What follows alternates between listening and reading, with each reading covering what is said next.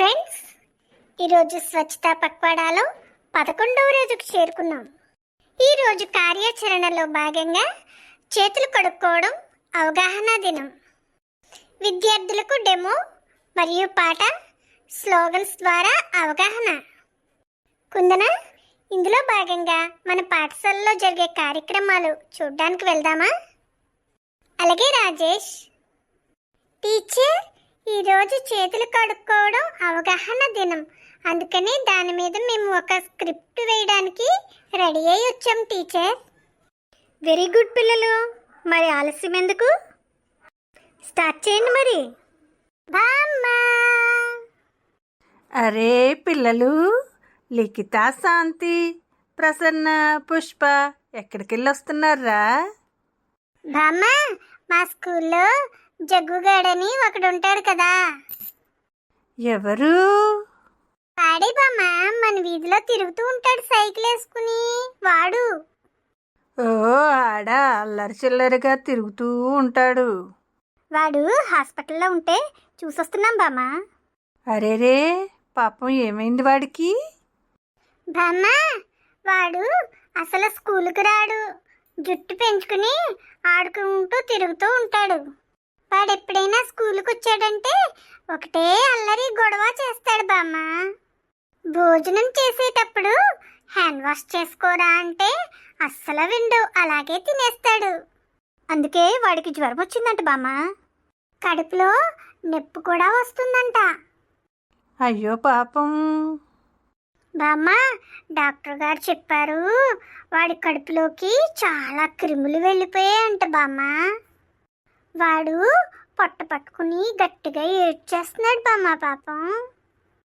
చూసారా పిల్లలు, పరిశుభ్రత పాటించకుండా జగ్గుగాడు ఎంత ప్రమాదం కొని తెచ్చుకున్నాడు. అవును బామ్మ. సరే గాని పిల్లలు, పరిశుభ్రతలో అతి ప్రధానమైనటువంటిది ఏమిటో మీకు తెలుసా? ఓ, తెలుసు బామ్మ, హ్యాండ్ వాష్. బాగా చెప్పావు ప్రసన్న. బామ్మ, హ్యాండ్ వాష్ 7 స్టెప్స్ ఉంటాయి బామ్మ. మా స్కూల్కి డాక్టర్ గారు వచ్చి చెప్పారు 7 స్టెప్స్, మా చేత చేయించారు బామ్మ. మీరందరూ చేశారట్రా? ఓ, చేసాం బామ్మ. మా చిన్నతనంలో కూడా ఒకడు ఉండేవాడురా. ఆడి పేరు రాజు. రాజు చాలా చురుకైన పిల్లవాడే, కానీ వాడికి చేతులు కడుక్కునే అలవాటు అసలు ఉండేదే కాదు. తిన్న తర్వాత, బయట ఆడుకుని వచ్చిన తర్వాత కూడా చేతులు కడుక్కోకుండా అలాగే ఉండేవాడురా. ఒకరోజు మా స్కూల్లో టీచర్ చెప్పింది, మన చేతుల్లో సూక్ష్మక్రిములు ఉంటాయి, అవి మనకి కంటికి కనిపించవు, కానీ మన శరీరాన్ని అనారోగ్యానికి గురిచేస్తాయి. అందుకే భోజనం ముందు, తర్వాత, బయట ఆడిన తర్వాత తప్పక చేతులు కడుక్కోవాలి అని చెప్పారు. మా స్కూల్లో టీచర్స్ కూడా చెప్తారు బామ్మ, కానీ జగ్గుగాడు వినడు.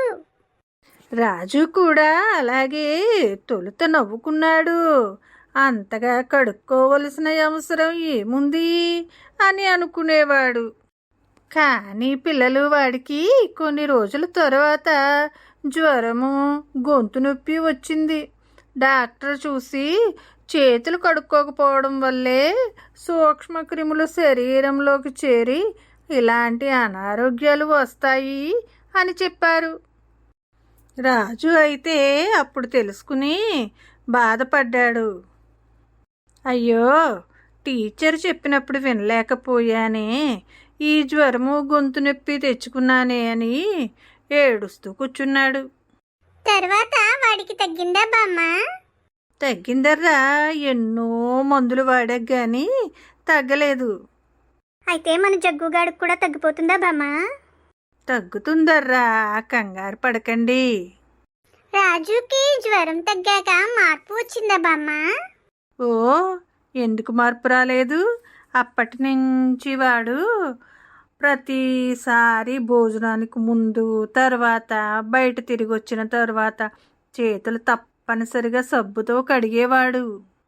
అప్పుడు వాడి ఆరోగ్యం మెరుగుపడింది.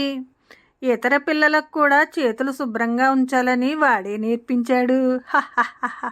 చూసారా పిల్లలు? చివరికి మా చిన్నతనంలో వాడే చేతులు కడుక్కోవడం ద్వారా తాను ఆరోగ్యంగా ఉండడమే కాకుండా ఇతరులకు కూడా మంచి ఆదర్శంగా నిలిచాడురా. అయితే మా జగ్గు కూడా అందరికీ ఆదర్శంగా నిలబడతాడబ్బమ్మా. ఓ, తప్పకుండా నిలబడతాడు. వాడే రేపొద్దున్న మీ అందరికీ అన్నీ నేర్పిస్తాడు శుభ్రత గురించి. పిల్లలు, శుభ్రమైన చేతులు మన ఆరోగ్యానికి తొలి అడుగు. భోజనానికి ముందు తర్వాత కూడా శుభ్రంగా చేతులు కడుక్కోవడం అలవాటు చేసుకోండర్రా. అదే మీ ఆరోగ్యాన్ని కాపాడుతుంది. అదే మీకు శ్రీరామ రక్ష. అయితే బామ్మ, మీ రోజుల్లో రాజు, మా రోజుల్లో జగ్గు ఆదర్శంగా నిలుస్తారన్నమాట. సరే సరే, ఇక పదండి, ఇంటికి వెళ్ళిపోదాం. పిల్లలు, మా చిన్నతనంలో మేము ఒక పాట పాడుకునేవాళ్ళంరా. దేని గురించి బామ్మ? అదే చేతులు శుభ్రంగా ఉండడం గురించి. అయితే ఒకసారి పాడు బామ్మ. మర్చిపోయాను గాని ఏదో మీకోసం పాడతాను, వినండి.